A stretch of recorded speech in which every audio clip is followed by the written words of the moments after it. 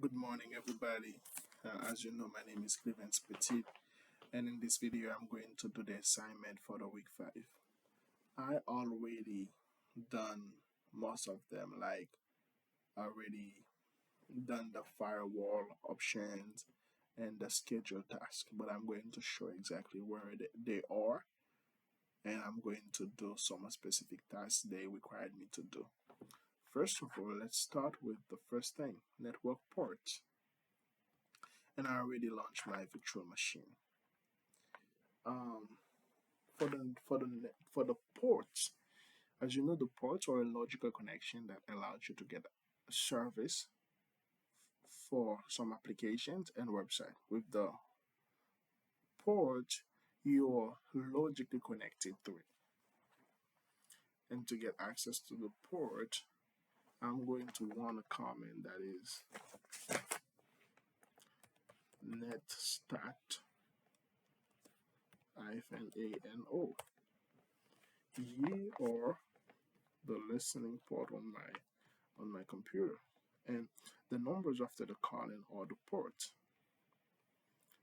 And I'm going to talk about the port 445 and the port 623. I'm not sure the port is present here, but this port is exist.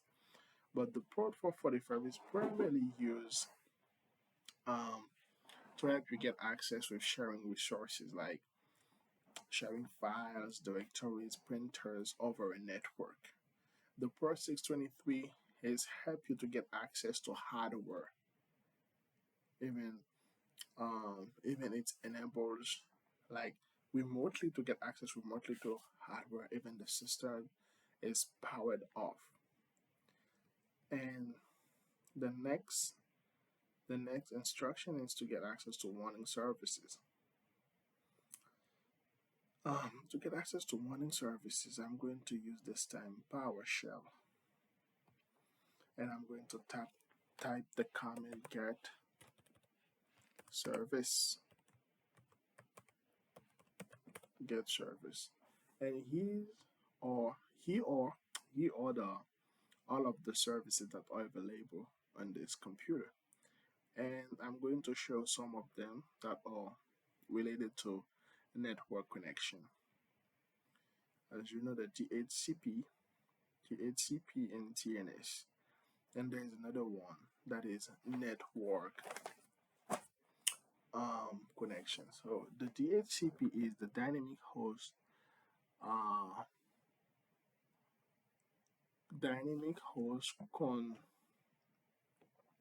sorry, give me 1 second. Yes, the dynamic host configuration protocols. The DHCP, um, the DHCP, his job is to assign IP address automatically. The DHCP is usually built in a router. It allows your computer to get automatically an IP address so that you don't have to manually assign an IP address to your computer, your printers, or any devices you have on your network. But the DNS does a really great job. The DNS assign IP address to a domain name. Anything you are looking on the net, anything you are doing, you're supposed to have an IP address, even when you're looking for something. But without the DNS, we would have to remember all of the IP address of the domain name. But the DNS transform domain name into IP address for us. So when we type, for example, www.google.com, the DNS does this job. It assigns IP address to this one. The next thing is to create the firewall. So I already created the firewall, so I'm going to the firewall with you guys and to show you that.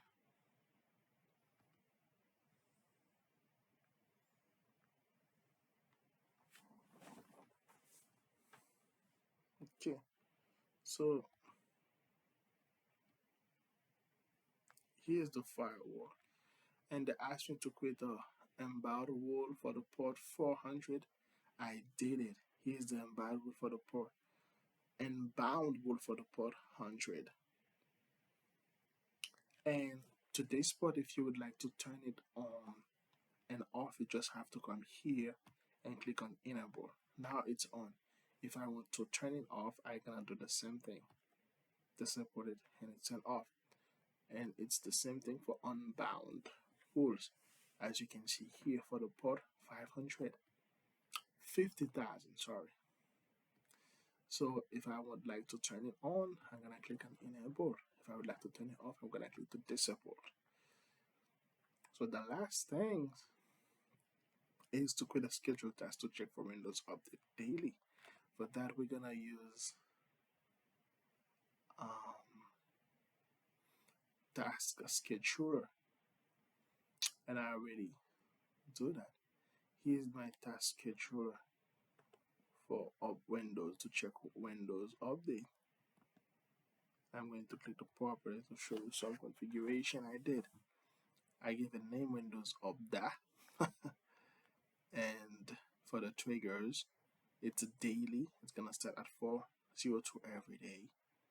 Yes, typically this is what I was required to do for that. So each day at this time, the task scheduler is going to